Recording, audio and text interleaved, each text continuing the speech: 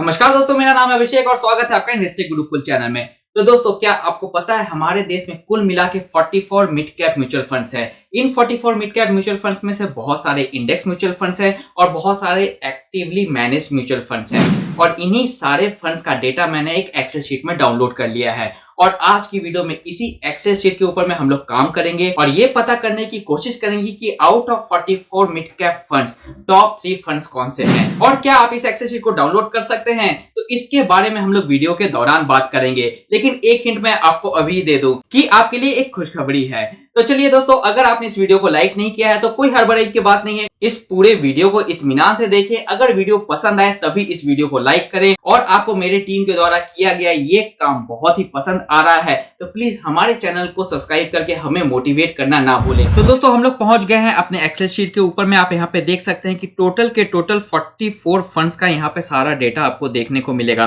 पहले टैब में आपको इन सारे के सारे 44 फंड्स के रिटर्न्स देखने को मिलेंगे। नेक्स्ट टैब में सारे फंड्स के आपको रिस्क फैक्टर्स देखने को मिलेंगे।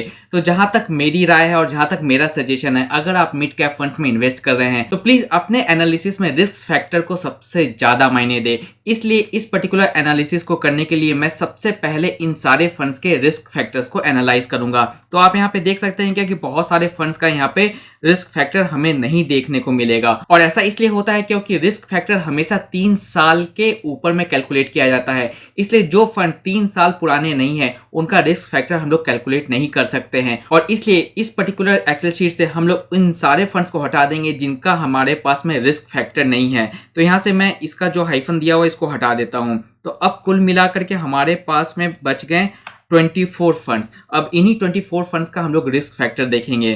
तो दोस्तों, एक बात मैं आपको और छोटी सी बता दूं क्या कि ये जो 20 फंड्स थे जो कि अभी एक्सक्लूड हो गए हैं, इसमें से मोस्टली इंडेक्स फंड्स थे। और वैसे भी जब ये एक्सेल शीट मैं आपके साथ में शेयर करूंगा और आगे बताऊंगा कि आप इस एक्सेल शीट को कैसे डाउनलोड कर सकते हैं, तो उस समय आप पता कर सकते हैं क्या कि इसमें से कौन से फंड्स हैं जो 3 साल पुराने नहीं है। तो फिलहाल हम लोग पहले अपने सारे के सारे 24 फंड्स के रिस्क फैक्टर को पता करते हैं। स्टैंडर्ड डिविएशन और बीटा आपके फंड की वॉलेटिलिटी डिसाइड करता है। वहीं पे शार्प रेशियो और शॉर्टिनो रेशियो आपके फंड का रिस्क टू रिवार्ड रेशियो जो होता है वो डिसाइड करता है। और अल्फा आपके फंड को आपके बेंचमार्क के परफॉर्मेंस से कंपेयर करता है। और जिस फंड का भी अल्फा निगेटिव होता है इसका मतलब ये होता है कि वो फंड बेंचमार्क से खराब परफॉर्म कर रहा है। इसलिए हम लोग ऐसे फंड्स को हटा देंगे जिसने अपने बेंचमार्क के परफॉर्मेंस को बीट नहीं किया है। इसलिए अभी हम लोग इसमें से जितने भी निगेटिव अल्फा वाले फंड्स है उसको हटा देते हैं और जिनका 0 अल्फा है उसको भी हम लोग यहां से एक्सक्लूड कर देंगे। तो अब हमारे पास में बचता है ये सारे फंड्स और ये हैं 10 फंड्स जो कि विथ पॉजिटिव अल्फा है, एक से ज्यादा जिसका अल्फा है, जिसका अल्फा 0 के आसपास भी नहीं है। और इन्हीं 10 फंड्स को हमने नेक्स्ट टैब में फंड्स विथ पॉजिटिव अल्फा वाले टैब में कॉपी पेस्ट कर दिया है। अब इसमें से हम लोग कुछ और फिल्टर आउट करेंगे। तो वापिस से मैं फंड के रिस्क ग्रेड पे आ जाता हूं। तो यहाँ पे रिस्क ग्रेड जिसका भी एबव एवरेज है उसको हम लोग यहाँ से एलिमिनेट कर देंगे और जो ब्लैंक है उसको भी तो वैसे एलिमिनेट कर ही देंगे, वैसे कोई ब्लैंक है नहीं इसमें।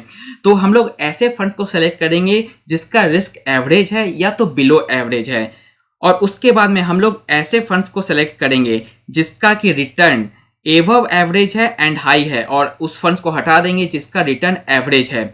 तो इसके बाद में हमें ये 6 फंड्स निकल के आते हैं और इन 6 फंड्स के परफॉर्मेंस को अगर हम लोग एक लाइन में डिस्क्राइब करें तो हमें ये पता चलेगा क्या कि ये 6 फंड्स ऐसे फंड्स हैं जिनका risk average to below average है, लेकिन वहीं पे इन 6 के 6 फंड का return above average to high है। इन्हीं 6 फंड्स को हम लोगों ने कॉपी करके नेक्स्ट टैब में पेस्ट कर दिया है। इस टैब का नाम है रिस्क प्लस रिटर्न। तो आप यहाँ पे देख सकते हैं ये 6 फंड्स हमने यहाँ पे पेस्ट कर दिए हैं। साथ ही साथ इन 6 फंड्स का जो रिटर्न है हमने इसे यहाँ पर भी पेस्ट कर दिया है और ये जो भी आपका रिटर्न है ये आपको पहले वाले टैब में यहाँ पे देखते हुए मिलेगा।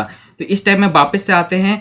अब इन 6 फंड्स का हमारे पास में रिस्क भी है, रिटर्न भी है। तो अब हम लोग ये करेंगे क्या कि इन 6 फंड्स का 3 और 5 साल में लार्जेस्ट टू स्मॉलेस्ट रिटर्न का हम लोग इसको फिल्टर करेंगे। तो लार्जेस्ट टू स्मॉलेस्ट अगर हम लोग करेंगे तो सबसे पहले नंबर पे आता है क्वांट मिड कैप फंड, उसके बाद में आता है PGM India mid cap fund, उसके बाद में आता है SBI magnum mid cap fund. तो हमारा ये जो भी एनालिसिस है इस एनालिसिस में हमारे टॉप 3 ये फंड्स निकल के आते हैं। अब आप लोगों में से बहुत कोई ये क्वेश्चन पूछेंगे क्या कि इसमें मैंने एक्सपेंस रेशियो को इंक्लूड क्यों नहीं किया है। तो दोस्तों, एक्सपेंस रेशियो जो भी होता है वो हमारे एनएवी में पर डे एडजस्ट होता है। इसलिए हमारा जो भी NAV होता है उसमें से जो भी मैनेजमेंट फ़ी है पर डे के बेसिस पे उसको उसमें से माइनस कर दिया जाता है, तभी NAV डिक्लेयर की जाती है। इसलिए जो भी ये रिटर्न्स यहाँ पे हम लोग सामने में देख रहे हैं, ये रिटर्न्स आपके एक्सपेंस रेशियो को माइनस करने के बाद में आ रहा है। इसलिए हमें एक्सपेंस रेशियो पे ज़्यादा ध्यान देने की ज़रूरत नहीं है, क्योंकि दोस्तों ठीक है, अगर कोई फंड ज़्यादा एक्सपेंस रेशियो लेता है लेकिन अगर वो हमें अच्छा रिटर्न भी निकाल के देता है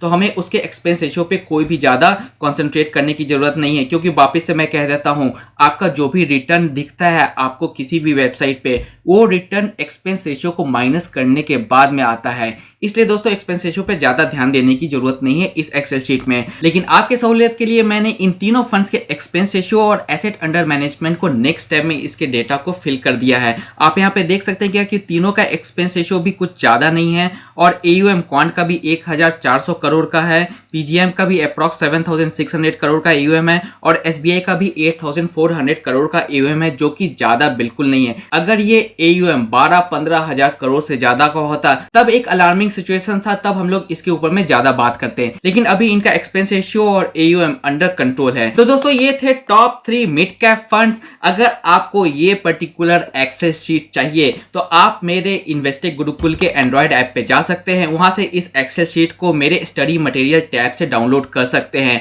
और इस एक्सेल शीट का जो भी पासवर्ड है आपको इस स्क्रीन पे अभी दिखता हुआ नजर आएगा। अगर आप इस वीडियो को अभी तक देख रहे हैं तो प्लीज एक लाइक करना ना भूलें और अगर आपने मेरे चैनल को सब्सक्राइब नहीं किया है तो प्लीज सब्सक्राइब करना ना भूलें। तो दोस्तों ये थी आज की वीडियो। आशा करता हूँ आज की वीडियो आपको पसंद आई होगी। आपसे अगले वीडियो में फिर से मुलाकात होगी। तब तक के लिए दोस्तों खुश रहें, स्वस्थ रहें एंड कीप इन्वेस्टिंग। जय हिंद।